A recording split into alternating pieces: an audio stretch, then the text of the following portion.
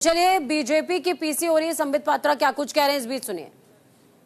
बाकी आप आके यहां पर केस करते हैं, हम इस पीआईएल को खारिज करते हैं और खरी खरी सुनाई थी सुप्रीम कोर्ट ने। हैकाथॉन भी इस वर्ष भी चुनाव से पहले हैकाथॉन के लिए इनवाइट किया था इलेक्शन कमीशन ने कि आप आइए और हैकाथॉन करके दिखाइए कि ईवीएम की मशीन को हैक किया जा सकता है या नहीं। उस समय ये सारे घर में सो रहे थे।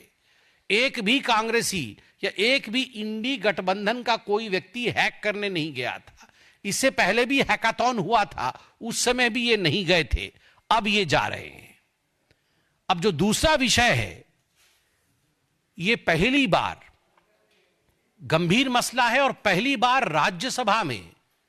राज्यसभा के सभापति, चेयरमैन, भारतवर्ष के उपराष्ट्रपति, उनके खिलाफ अविश्वास प्रस्ताव लाने की बात, उनके खिलाफ अविश्वास प्रस्ताव लाया जा रहा है। इस विषय में नोटिस सर्व किया गया है। यह सब हमने मीडिया के माध्यम से देखा है। आप जरा सोच के देखिए, इस पूरे सदन में और सदन के बाहर भी जिस प्रकार गांधी नेहरू खानदान का सोरोस के साथ किस प्रकार एक संबंध है, और उस संबंध के विषय में आज हम और भी बात करेंगे, मगर सोरोस फाउंडेशन से पैसा लेकर देश को अस्थिर करने की जो षड्यंत्र है, उसमें सोनिया गांधी, राहुल गांधी और पूरा गांधी नेहरू परिवार उसमें संतृप्त है, संलिप्त है।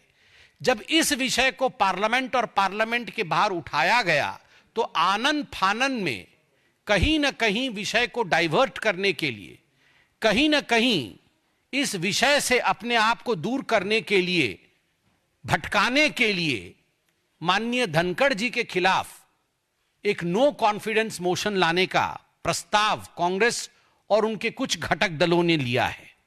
और मुझे याद है कि चंद दिनों पहले भारतीय जनता पार्टी ने सोनिया गांधी का forum for democratic leadership Asia Pacific, जो FDL-AP फाउंडेशन है, उसका खुलासा किया था। जॉर्ज सोरोस पूरा इस फाउंडेशन को किस प्रकार से फंड करते थे और किस प्रकार से यह फाउंडेशन कश्मीर को भारत से अलग करना चाहता था। जब यह विषय उठा तो यह अविश्वास प्रस्ताव के विषय में बात की गई।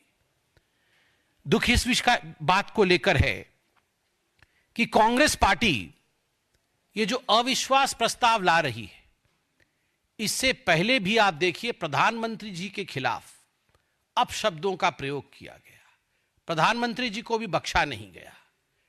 महामहिम राष्ट्रपति जी आदरणीय द्रौपदी मुर्मू जी के साथ जिस प्रकार का बर्ताव किया गया, उनके लिए जिन शब्दों का प्रयोग किया गया, उसको लेकर भी हमने प्रेस कॉन्फ्रेंस के माध्यम से आपको सच्चाई बताया है। और अब उपराष्ट्रपति जी के खिलाफ इस प्रकार का वाकया, मुझे तो आश्चर्य इस बात का होता है कि ये कांग्रेस पार्टी जाति जाति, कास्ट कास्ट कार्ड खेलती है। एक ओबीसी प्रधानमंत्री का तो हर दिन ये अनादर करते हैं। एक ओबीसी प्रधानमंत्री के लिए जिन जिन शब्दों का प्रयोग किया गया, लठ से मारेंगे, जनता इनको लठ से मारेगी, ये नीच आदमी है, इस प्रकार के शब्दों का प्रयोग किया गया प्रधानमंत्री नरेंद्र मोदी जी के लिए। एक ट्राइबल समाज से आई हुई उड़ीसा की बेटी द्रौपदी मुर्मू जी के लिए कांग्रेस पार्टी के उस समय के LOP अधीर रंजन चौधरी जी ने जिन शब्दों का प्रयोग किया, मैं उसे दोहराना नहीं चाहूंगा। और अभी भी हाल फिलहाल में राष्ट्रपति महोदया बैठी भी नहीं थी कुर्सी में, राहुल गांधी बैठ जाते हैं। उनके सामने खड़े होने की भी कर्टसी नहीं दिखाते हैं, सम्मान नहीं दिखाते हैं। और आज जाति के बात करने वाले एक साधारण किसान परिवार से आया हुआ किसान का बेटा जगदीप धनखड़ जी के विरोध में अविश्वास प्रस्ताव लेकर आना, यह किसका असम्मान है? यह किसान पुत्र का असम्मान है। A man who comes from a humble background, उसका असम्मान है। और आप जाति की बात करते हैं। मैं आपको एक स्पष्ट रूप से बता दूं यहां पर कि कांग्रेस पार्टी भी जानती है, घटक दल भी जानते हैं कि संख्या उनके हक में नहीं है। This notice is going to fall यह नोटिस गिर जाएगा, कुछ होगा नहीं।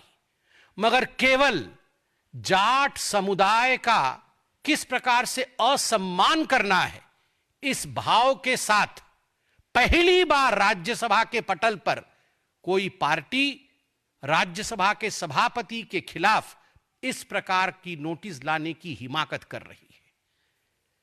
जाट वतन परस्त होते हैं। जाटों ने अपनी खून बहाई है हिंदुस्तान की आजादी के लिए, हिंदुस्तान के लिए। आज